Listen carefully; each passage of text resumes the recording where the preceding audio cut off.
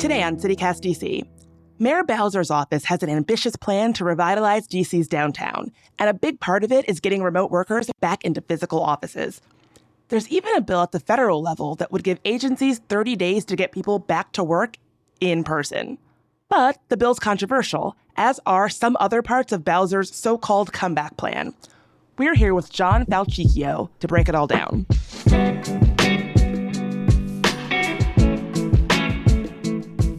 It's Tuesday, January 24th, 2023.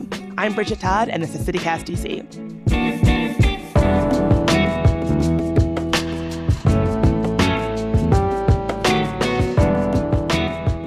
So John Falchicchio, thank you so much for being here. So your title is Deputy Mayor for Planning and Economic Development, and that means that the city's new economic comeback plan is pretty much on your docket. The plan is very ambitious. We're excited to get into all the nitty-gritty, but before we get into the details, why does DC need a comeback plan? Like, where are we right now? What is the state of things? Yeah, well, I think, every American city is kind of looking at what their comeback is post-pandemic. We had 2 years where the city's economy needed to be really completely shut down and then gradually reopened. And so for us, we lost jobs. We lost about 80,000 jobs in a city of 800,000 jobs. We've seen actually some of our population slide, although recently it started to rebound. So what we want to do is we want to take an opportunity to think about what do we want DC to be like over the next 5 years. So Mayor Bowser has tasked us with putting together a comeback plan. It's really our comprehensive economic development strategy. We rolled it out earlier this month to make sure that folks knew what we were aiming for and what the focus areas and then the goals for our comeback would be. What I think is really the most interesting and sort of in terms of the history of DC, the biggest kind of long-term change is that the mayor and you have articulated this idea that we want to turn downtown DC into a residential neighborhood. The goal is pretty ambitious. You say you want 15,000 people within the next 5 years to move downtown, and eventually to have downtown, which currently has 25,000 people, one way or the other, to have 100,000 people. This seems like incredibly ambitious. Down by the stadium, there's like 10 or 15,000 people who live there. They've had about 15 or 20 years, and there was nothing there. There was warehouses they could build from scratch. Downtown is already full of buildings. How are you going to get the 15,000 people in the next 5 years, let alone eventually get 100,000 people down there? Yeah, so what we want to do is we want to look at the sort of easy opportunities, right? Those are the office spaces that probably haven't been updated in a while, that if you went to it, it wouldn't have a lot of amenities, probably wouldn't have somebody at the front desk, it wouldn't have a gym, it wouldn't have a cafe. So what we're looking at is how do we look at some of those buildings and put them into kind of a better use, right? So working with those property owners to understand what would it take to actually go from office to residential. But is this accompanied by anything big on like, we're going to wholesale change zoning rules and tax incentives and so on? Because, as I understand it, one reason people don't want to build stuff in the city is you got to build a bunch of parking. You've just got to deal with a bunch of stuff that winds up making it more expensive. Is there any prospect of a wholesale zoning change happening in terms of making it easier to build stuff? Well, the zoning change wouldn't necessarily be the biggest impediment. What would be the impediment is, like you said, how do you get through the permitting process? So what we've done, and this is something Mayor Bowser did years ago, was actually put in place a program where there could be expedited permitting review, where people can go, imagine this for an example, go around the conference table and meet with all the reviewers of your permit to actually get your permit through. So we've got that program on the books as well. Using a program like that, we could actually make housing happen faster. So I wanted to switch gears a little bit. I know at a recent event downtown, Mayor Bowser said that she really wants to focus her migration efforts on folks ages 20 to 34 who she says left en masse the city during the pandemic. My question is, why does she want to focus on that group particularly? And what is the plan to get those folks back to the city? Yeah, so one of the great things about Washington, D.C. is we are one of the most highly educated cities and regions in the country. That means that we have a talent pool that could help companies as they think about growing. So you think about Amazon, when it looked around the country, it landed in this region because the talent pool is here. And so The reason why it's important to focus on those 20 to 34-year-olds, which have been leaving in recent years, is because we want to show them that there's opportunity here in Washington, D.C., and that they're actually one of the things that attracts more companies to the city. So what we're going to do is targeted marketing to those young people and figure out how do we actually make it, if you could work from anywhere in the world, why wouldn't you want to work from Washington, D.C.? So not just those who have to go back to the office, but we actually have funding this year to do more marketing to those who can work remotely and have them choose Washington, D.C. as the place they do it from. Well, when I think of if I could work from anywhere in the world, why would I not want to work from Washington? And you know I love Washington. But the main reason for why I would not want to work from Washington is it is so ludicrously expensive here. And, you know, if we're talking about these college-educated young professionals, we're not talking about people who are candidates for public assistance. If they are telling us that their biggest impediment, the biggest downside of Washington for them is the cost of living here, where do you guys fix that? Yeah, and that's why we're definitely pro-growth. We want to see more housing built. In 2019, the mayor put us on an ambitious goal of building 36,000 new homes by 2025. That would mean that we have 10% more housing in Washington, D.C. And we had a study that was done by Howard University that said if we are able to achieve that goal, that rent would actually be lower than it would be if we just let market forces keep continuing as they were without a real focus on the production of more housing. We also have goals for affordable housing that we need to make sure that people know about. We're doing this across the city. We actually are the only jurisdiction in the country, or the first jurisdiction in the country, to have affordable housing goals by neighborhood. And we track those goals and we show the city and beyond where we are. So if you go to 36k.dc.gov, you can see exactly where we are on tracking those goals. Now, the reason that matters, and one of the things about remote workers, is some of them may actually, especially earlier on in their career, may actually qualify for some of the affordable housing that we have. This affordable housing is income restricted, many times up to 80% of area median income. So think for a one-person household, that's going to be about $80,000. They actually qualify for some of our affordable housing. So we want to make sure that they know that housing is available to them. And so that's some of the marketing that we'll do when we talk about how we attract remote workers to Washington, D.C. You know, I feel like we're in the middle of this like real-time experiment or something. When I talk to the people you're talking about, younger people, and particularly when I'm talking about people on the sort of older end of that 20 to 34 spectrum, the people thinking, where am I going to make my life? I want to maybe get married. I want to have children. I want to. Most of those people say they want houses. And almost everything we are talking about here is apartments. Is there any plan to bring more houses online? Or do people think that we'll actually convince a generation that they want to raise their kids in apartments? No, I mean, I think when you look at some of our projects like Skyland, which is in Ward 7, we actually had plans to work with the property owner to deliver multifamily housing, the apartments that you're talking about.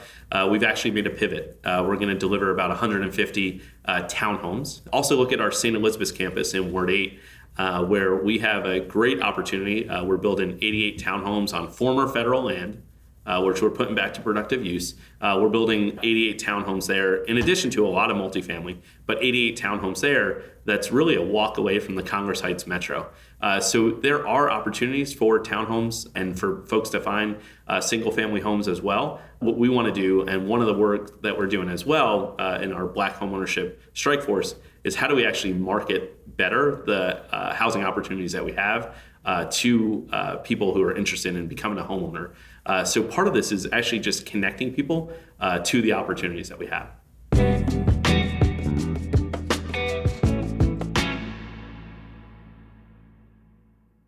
I gotta say, this isn't been your fault or anything, but it's just a sign of like the District of Columbia is a small place, and you're talking about 50 houses here, 88 houses there. There just ain't that much land. You know, if I wanted to build a neighborhood that, you know, was a nice, dense neighborhood like Mount Pleasant or something, row houses, there's not a whole lot of space for me to just go on and do that. Well, and that's why it's so important that we have that conversation with the federal government about taking underutilized land and putting it to a productive use. So there are opportunities. I talked about St. Elizabeth's, if you look at the wharf, and I know this isn't townhomes, but if you look at the wharf, we had to work with the federal government to assemble that land. When you look at Walter Reed, that's going up on Georgia Avenue. We have about 60 acres of former federal land that we're putting back to productive use and building a lot of housing, including townhomes there as well. So home ownership opportunities with the small patch of grass. So these opportunities present themselves when we work with our federal partners to find out we are land restricted, but that's where the big opportunities lie. So speaking of like being land restricted and not having enough land, when it comes to adding more housing, I know that another idea is tinkering with the Federal Height Act, which requires federal approval. There have also been ideas floating around about, converting downtown office buildings into housing and things like that. Are you all pursuing any of those ideas? And if so, how are you pursuing them? Yeah, absolutely. So the Federal Height Act, and now it's time for a little bit of a history lesson, if you can indulge me for a moment. Federal Height Act was actually put in place in 1899, and it was modernized in 1910. It hasn't been modernized again. Maybe it's time for the postmodern Height Act.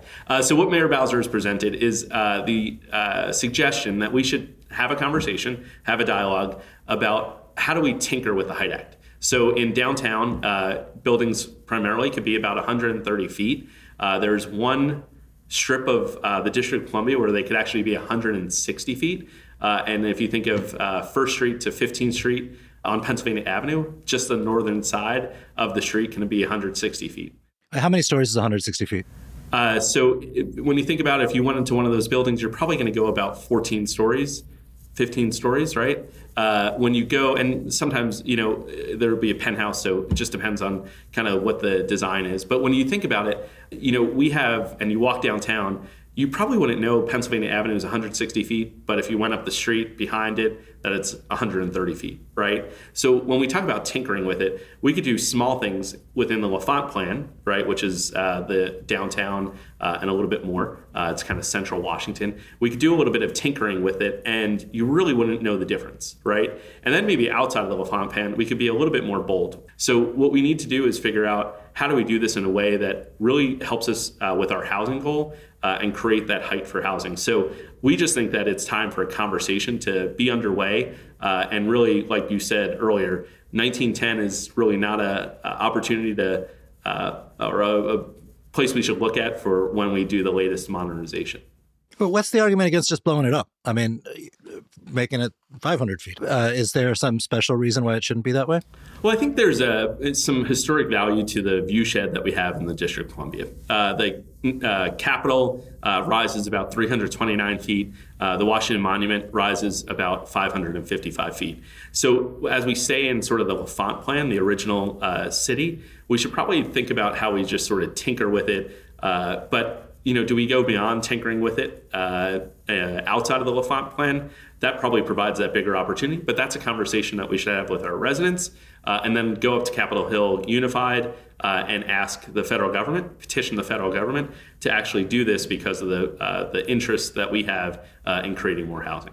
So let's move on to the next goal. Another main goal of this plan is to raise the number of minority-owned businesses so that they make up a third of the city's companies. I imagine that part of this is to bring back that sense that D.C. is like a chocolate city, even though maybe it's more like a latte city these days. But this idea that it's a place where Black folks can go to start businesses and have a little prosperity. I'd love to talk more about that plan. I know that right now only 7.7% of those businesses have been businesses owned by marginalized folks in the past few decades, according to a recent report from LendingTree. I think that really says a lot about the state of the country, that D.C. is actually the second best in the nation with those stats. But how is D.C. planning on tripling that in the next 5 years? That seems like a very ambitious goal, particularly when compared to the rest of the country.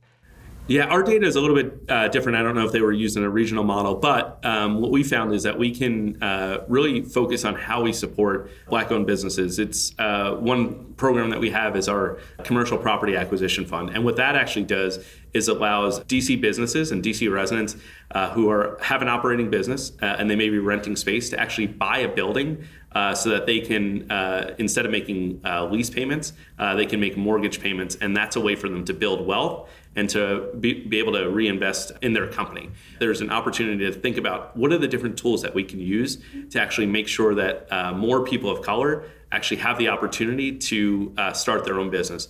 What we saw during the pandemic was that people thought about, do I want to work for someone else or do I want to work for myself? And when they did, we know that because of historic injustices, that access to capital gap. And so what we're thinking about is how do we find ways that we can support more access to capital for people of color when they're trying to start a business. You've also got this community anchor partnership, which, as I understand it, is basically getting big institutional presences in Washington to, like the city government, do things on the contracting side to say, we're going to diversify our vendors. We're going to make sure that we, if I'm a hospital, I contract with a Black business that will supply sheets. I'm just throwing out a hypothetical. But, that looks good. They'll be able to be at a press conference saying, look at us, we did this good thing. Is there, is that a thing that you think is actually going to seriously move the needle here? No, absolutely. So with that program, what actually happens is their businesses go and they work with CNHED, which is one of our partners, a coalition of nonprofits for housing and economic development. And what they do is they actually get businesses ready to go after bigger contracts or bigger work with some of their anchor institutions. So the example you used actually isn't too far off from a real life example. Children's was looking for a company to help it with its transportation, moving either to their work, to the metro station, if you think about where Children's National Hospital is. And they went to CNHED and the Anchor program. And what they said was, how do we find a local business to be part of the work that we do? And so with the program, we actually bid out the work to the cohorts that have already gone through and sort of been pre-vetted to work with these large anchor institutions.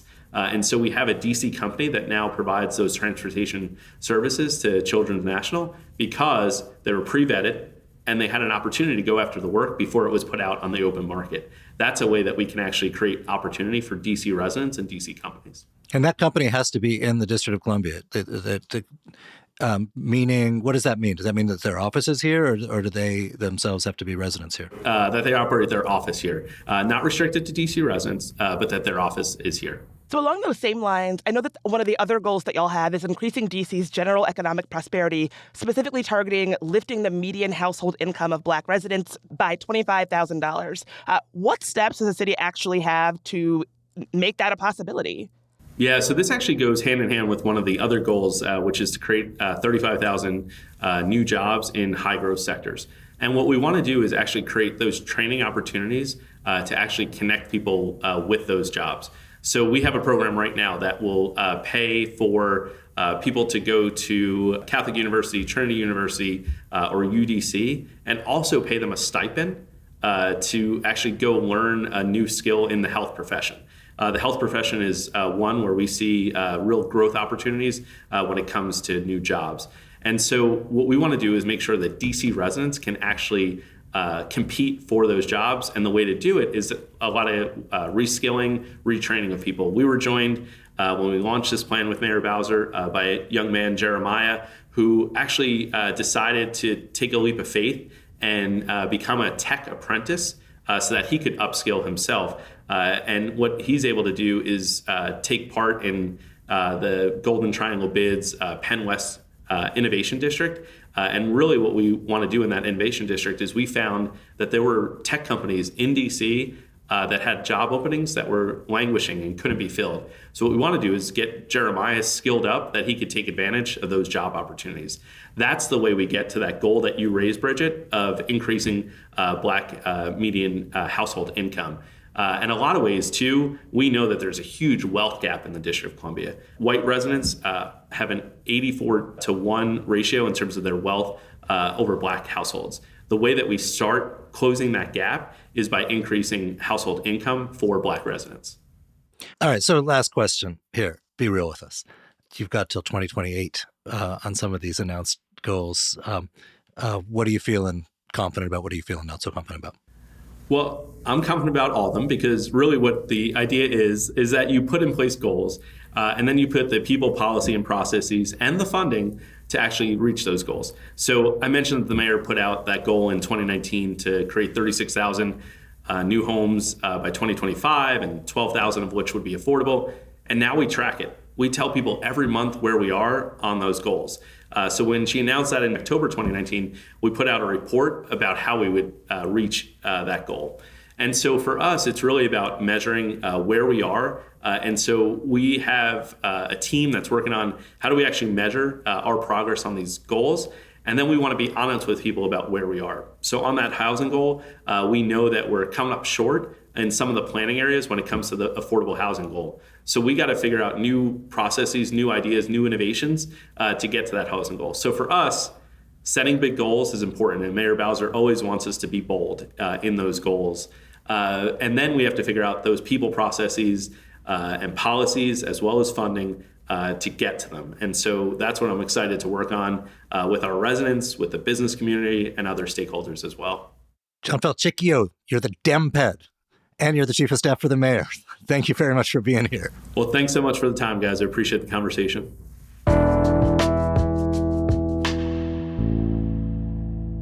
And before you go, some quick news. Metro won its appeal to run more 7000 series trains after the Regulatory Safety Commission agreed to less frequent wheel inspections.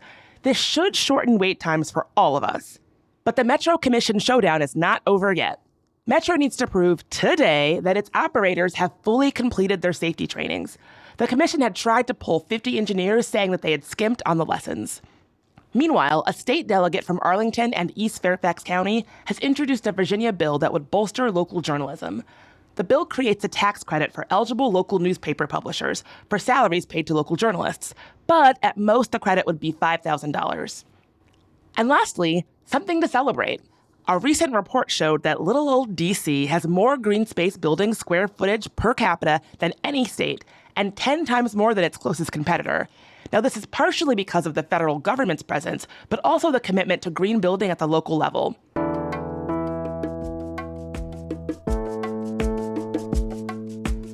That's all for today here on CityCast DC. If you enjoyed the show, why not share it with your favorite DC office worker? You can also rate and review the show and check out our newsletter, Hey DC. We'll be back tomorrow morning with even more news from around the city. Catch you then.